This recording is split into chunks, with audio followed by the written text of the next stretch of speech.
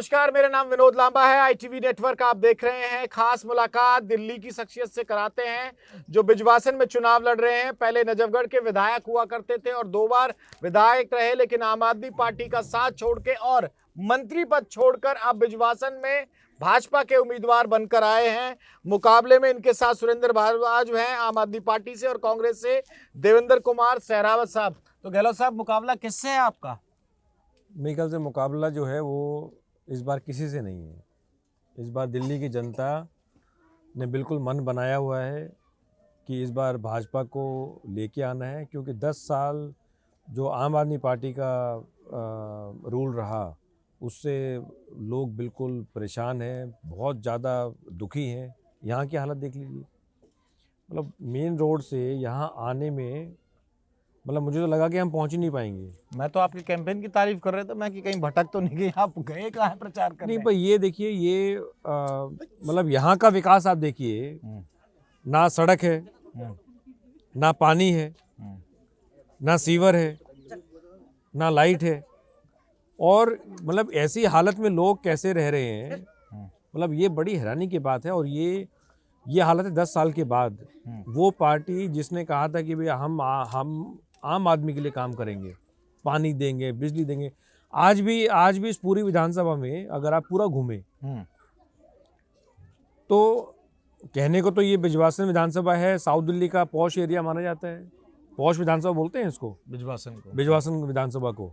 लेकिन आज भी पूरी विधानसभा अगर आप घूमें तो सिर्फ केवल यही चीज़ सुनने में आती है कि पानी नहीं है, गंदे पानी की निकासी नहीं है, बिजली नहीं है, और सड़कें बिल्कुल टूटी हुई। 8 और 13 में यहाँ बीजेपी जीती थी, लेकिन 15 और 20 का चुनाव में आम आदमी पार्टी यहाँ से जीती है। लेकिन लोग तो आपसे भी सवाल पूछ रहे हैं कि हृदय परिवर्तन गहलोत साहब का किस तरह से हो गया?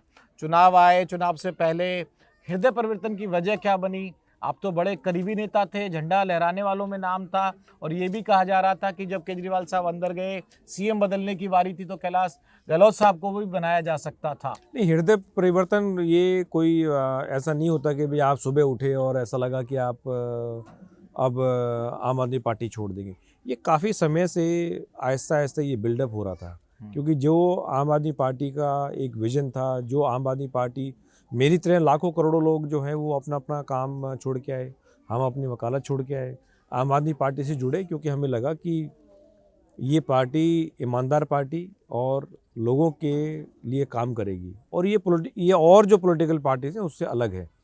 लेकिन आहिस्ता आहिस्ता जब वो कहते हैं ना कि जब पर्दा हटने लगा और चश्मा हटने लगा, तो आहिस्ता आहिस्ता ये रियलाइज़ हुआ कि भाई ये वो पार्टी नहीं है, ये वो अरविंद केजरीवाल नहीं है। और फिर जब दूसरी तरफ हमने बीजेपी को काम करते हुए देखा, मोदी जी किस प्रकार से काम कर रहे हैं, पूरे देश को साथ लेके किस प्रकार से विकास कर रहे हैं, तो कहीं ना कहीं फिर ये क्लियर हुआ कि यार ये आम आदमी पार्टी अब हमारे लिए, मेरे लिए कम से कम जगह नहीं है। और दूसरा, अगर कोई सरकार लगातार आप केंद्र सरकार से लड़ाई करती रहेगी, हाँ, ये एक बहुत बड़ा मुद्दा है। मैंने तो लिखा है ये, मैंने कई जितने भी इंटरव्यूज अब में किए, सब यही कहते हैं कि भाई हर बार आपको अगर यही एक्सक्यूज बनाना है तो why not try someone else. Number 1 Delhi जैसी जगह जहाँ पर LG का हर चीज़ में इंटरफेरेंस है, बिना LG के आप कोई काम नहीं कर सकते। ऐसी जगह, दिल्ली जैसी जगह जहाँ पुलिस आपके कंट्रोल में नहीं है, लैंड आपके पास नहीं है, लॉ एंड ऑर्डर आपके पास नहीं है, और अब सर्विसेज नहीं है, सर्विसेज मतलब ट्रांसफर पोस्टिंग अफसरों की, ऐसी जगह पे आप केंद्र सरकार को बिना साथ लिए, LG को बिना साथ लिए आप कौन सा विकास कर सकते हैं? यही विकास कर सकते हैं। तो वो तो आरोप लगाते हैं कि बीजेपी वाले जानबूझ के नहीं करने देते, LG उनके इशारे पे काम तो जब शीश महल बना तो कोऑपरेशन नहीं मिला अफसरों का। भाई शीश महल 60 हुआ 7 करोड़ से 100 करोड़ पहुंच गया, तो वहाँ अफसर वही अफसरों ने बना दिया, वहाँ पूरा कोऑपरेशन मिला। आपके रेजिग्नेशन में शीश महल का भी जिक्र है, मेरा जिक्र है, लास्ट का वो कफन इन द नेल वाला होता है। मैं तो कह रहा हूँ, मैंने जब रिजाइन किया तो बिना संकोच के, अब चिट्ठी में आप बहुत सारी चीज़ें नहीं लिख सकते, लेकिन मुख्य रूप से मैंने उसमें तीन चीज़ें लिखी मैंने मुख्य रूप से। नंबर 1 कि पॉलिटिकल एम्बिशंस हैव ओवरटेकन जो लोगों के काम है। आपने कहा यमुना साफ करेंगे, यमुना साफ नहीं हुई। यमुना साफ़ नहीं हुई क्योंकि आप लड़ाई करते रहे। एलजी साहब ने यमुना साफ़ करना चालू किया तो सुप्रीम कोर्ट जाके उसको रुकवा दिया। तो वो क्या है भाई, अगर कोई व्यक्ति काम कर रहा है तो आपको तो खुश होना चाहिए। क्रेडिट डिस्क्रेडिट की लड़ाई। मैं, मेरी ईगो, उसके सामने फिर कुछ भी नहीं है। नंबर 2, मैंने कहा कि जो उनकी आइडियोलॉजी थी, जो विजन था, जो प्रिंसिपल्स थे, उससे भटक गए हैं। एंड नंबर 3, कांस्टेंट सेंटर के साथ लड़ाई। ये 3 जो कारण थे उसकी वजह से। और ये भी पक्का है कि दिल्ली में बिना सेंटर को साथ लिए विकास नहीं हो सकता। मैं बार बार ये कह रहा हूँ। एज ए मिनिस्टर मैंने बहुत नज़दीकी से बिल्कुल उस सिस्टम में रह के देखा है। आप ये देखिए, जब आम आदमी पार्टी के सारे लीडर्स अरेस्ट हुए, ओनली 1 डिपार्टमेंट जो काम करता रहा वो है ट्रांसपोर्ट डिपार्टमेंट। आप उसके मंत्री थे। और जब अरविंद जी जब जेल में थे तब भी हमने 500 इलेक्ट्रिक बसेस का फ्लैग ऑफ किया। एलजी साहब खुद उस प्रोग्राम में थे। लेकिन आपके पुराने दोस्तों के कुछ बयान मेरे पास है, मेरी रिसर्च में। संजय सिंह कहते हैं दिल्ली चुनाव से पहले मोदी वॉशिंग मशीन सक्रिय हो गई है आपके जाने के बाद। सीएम आतिशी ने कहा कि भाजपा दिल्ली में होने वाले विधानसभा चुनाव ईडी और सीबीआई के बल पर जीतना चाहती है। वो तो पुरानी इनकी कहानी है कि जब कुछ भी नहीं मिलेगा तो ईडी सीबीआई का आप राग जो है वो चालू कर दीजिए। तो मेरे अगेंस्ट तो जब मैंने रिजाइन किया तो मेरे अगेंस्ट तो कोई एक बार आपको बुलाया तो गया था? नहीं, एक बार नहीं, 2 बार बुलाया मुझे। सीबीआई ने बुलाया, मुझे ईडी ने बुलाया। लेकिन जितने भी उनके क्वेश्चंस थे वो हमने जवाब दिए। जितने भी उनके सवाल थे उसके जवाब दिए। जितने उन्होंने फैक्ट्स पूछे वो हमने जवाब दिए। और समन्स एवेड नहीं किए। 9 बार समन्स हमने एवेड नहीं किए। जब समन आया, जब बुलाया, क्योंकि हमने तो कोई गलत काम किया नहीं है। और जब रिजाइन किया तो मेरे अगेंस्ट ना तो कोई एफआईआर है, ना कोई केस पेंडिंग है। जैसे नॉर्मल इंक्वायरी थी बस वो वहीं खत्म नहीं, वो तो उन्होंने, चूंकि मैं ग्रुप ऑफ मिनिस्टर्स में था, जो एक्साइज लिकर केस था, जो स्कैम शराब घोटाला जिस नाम से प्रसिद्ध हुआ ये, उसमें ग्रुप ऑफ मिनिस्टर्स में मैं था जो पूरी पॉलिसी बनाई। बट मैं उस ग्रुप ऑफ मिनिस्टर्स में as a law minister and revenue minister था। तो जितने सवाल पूछे हमने उसके बढ़िया से जवाब दिए। चलो अब सरकार वाले के दावों पे बात आ जाते हैं। परवेश वर्मा साहब का भी मैं इंटरव्यू करके आ रहा हूँ, कीर्ति आजाद साहब का भी, कुछ कांग्रेस के लीडर्स का। कांग्रेस कहीं नजर आती है इस चुनाव में? आपको क्या दावा लगता है? क्योंकि शीला दीक्षित साहब के जो बेटे हैं वो चुनाव लड़ रहे हैं, एक बड़ी सीट है अरविंद केजरीवाल के खिलाफ। वो कहते हैं कि भाई अरविंद केजरीवाल को तो दिक्कत आती थी, शीला मॉडल को अगर आप लोग याद करोगे, शीला दीक्षित मॉडल को, तो वो कोऑर्डिनेशन में काम बना लेती थी। क्या कांग्रेस रिवाइव करने जा रही है? आप अब लोग भाजपा वाले मुकाबला किससे मान रहे हैं? नहीं, कांग्रेस हो सकता है कांग्रेस जो है वो पिछले चुनाव से थोड़ा बेहतर करे दिल्ली में, लेकिन कोई मुकाबला कांग्रेस से नहीं है। और मैं तो ये कह रहा हूँ कि इस बार हमें नहीं लगता कि किसी प्रकार का कोई भी चैलेंज बीजेपी को है।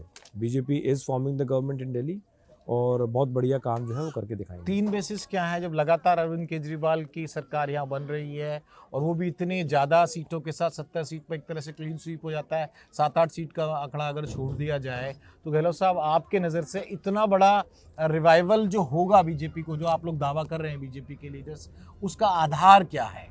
देखिए, आम आदमी पार्टी ने जो वादे किए थे, अब बार बार ये जनता सुन रही है। जनता बेवकूफ़ तो है नहीं और जनता देख रही है।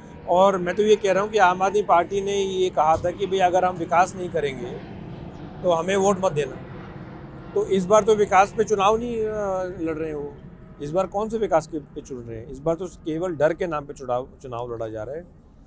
आम आदमी पार्टी का अगर पूरा कैंपेन आप उठा के देखें तो वो कह रहे हैं कि बीजेपी आ गई तो आपका फ्री पानी बंद, आपके बीजेपी आ गई तो आपका महिला सफ़र बंद, बीजेपी आ गई तो आपका झुग्गी झोपड़ी तोड़ेगी। तो जब कोई भी पार्टी अगर वो फियर फैक्टर पे जब प्ले करती है तो इसका मतलब उन्होंने कहीं ना कहीं काम करने में चूक की है, भारी चूक की है। और अगर इतना उन्होंने विकास किया होता तो फिर आम आदमी पार्टी को विकास पे काम वोट मांगने चाहिए थे इस बार। मेरे 2 आखिरी सवाल है, समय भी हो रहा है, सनलाइट भी जा रही है, आपको और भी कैंपेन करना होगा।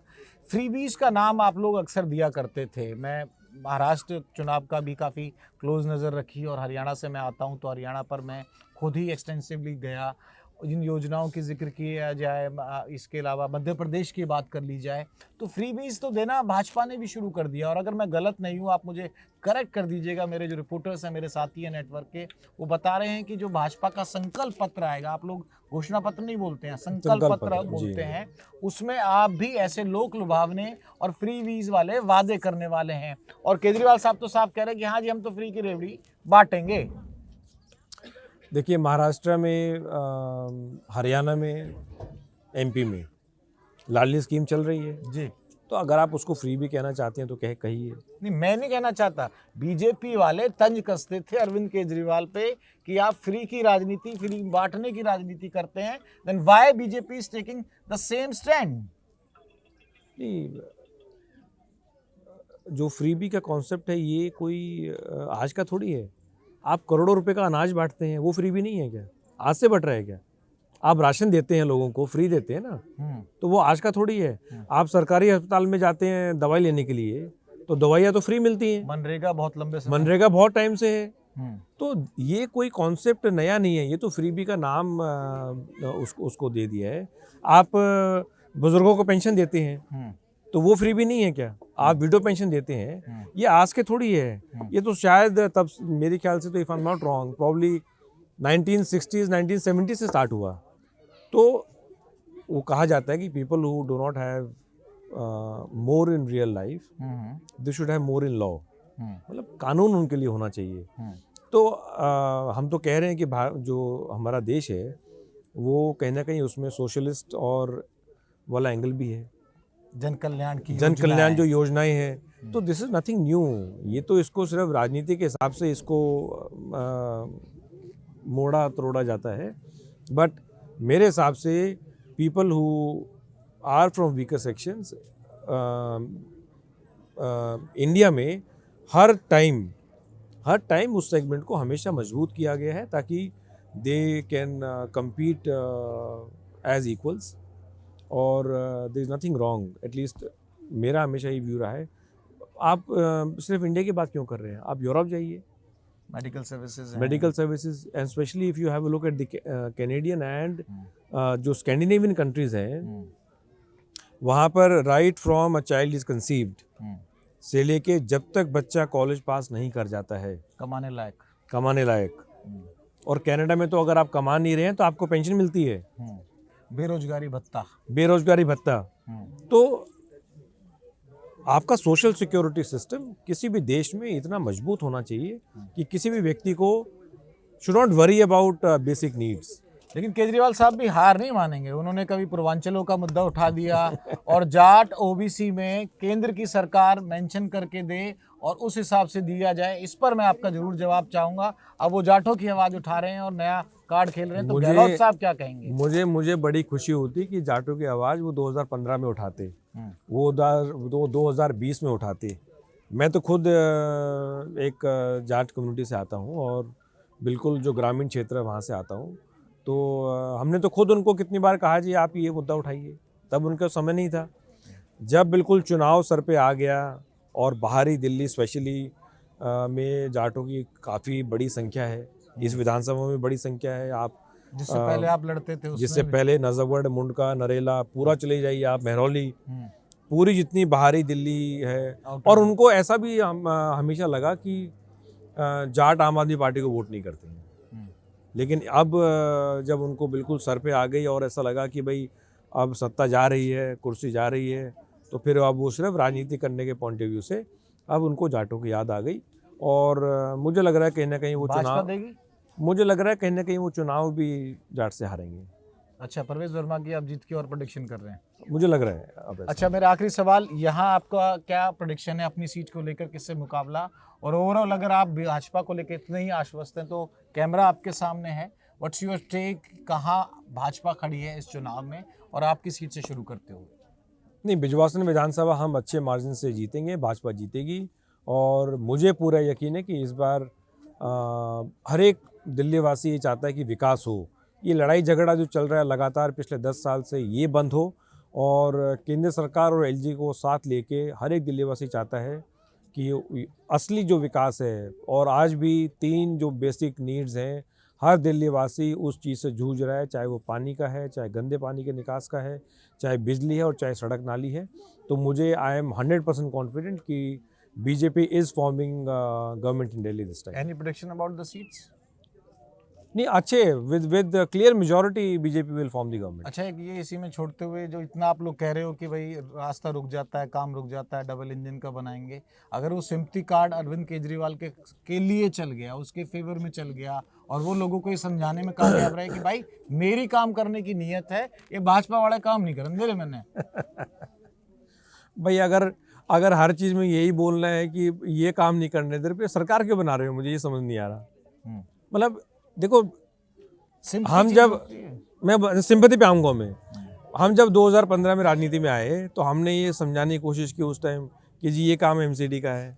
तो एक बड़ी बुजुर्ग से उसने हाथ पकड़ के बोला, बेटा सुन, मैंने तुझे बना दिया है, मुझे नहीं पता ये काम कैसे कराएगा।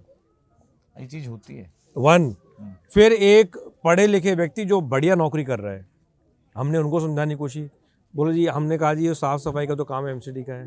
बोला सर, हमारे पास इतना टाइम होता तो हम राजनीति कर लेते, हम तो नौकरी कर रहे हैं, सुबह 9 बजे निकलते हैं, शाम को 5 बजे घर में घुसते हैं, एक संडे मिलता है, उसमें हमें घर के काम भी करने हैं और काम भी करने हैं।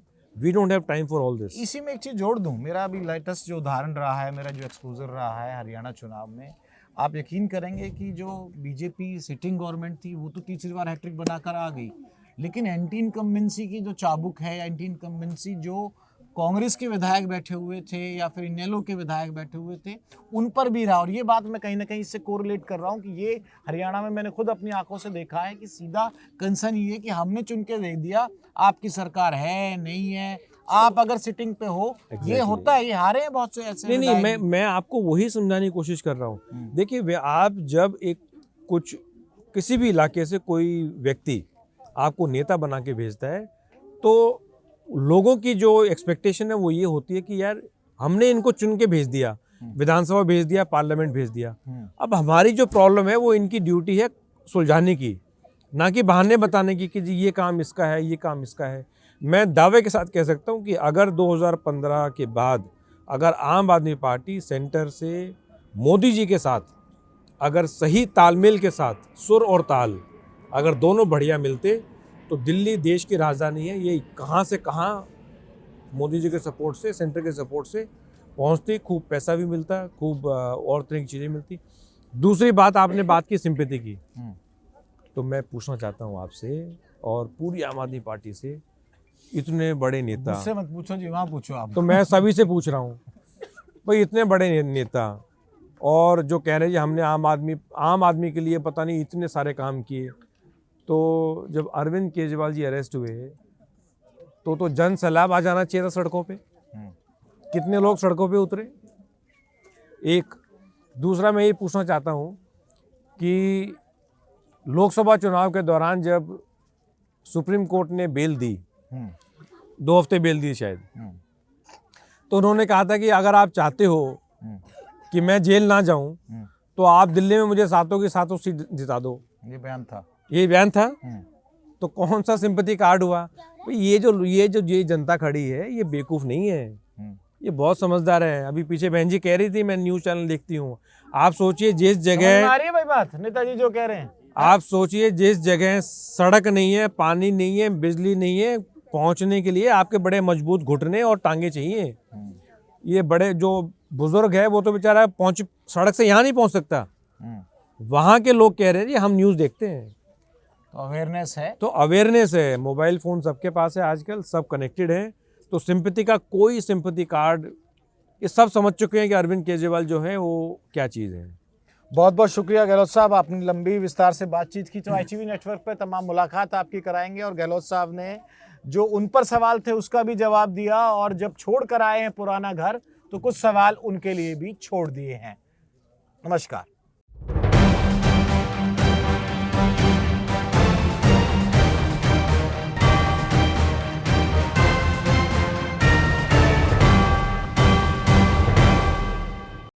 For more such videos, subscribe to the NewsX YouTube channel, hit the bell icon.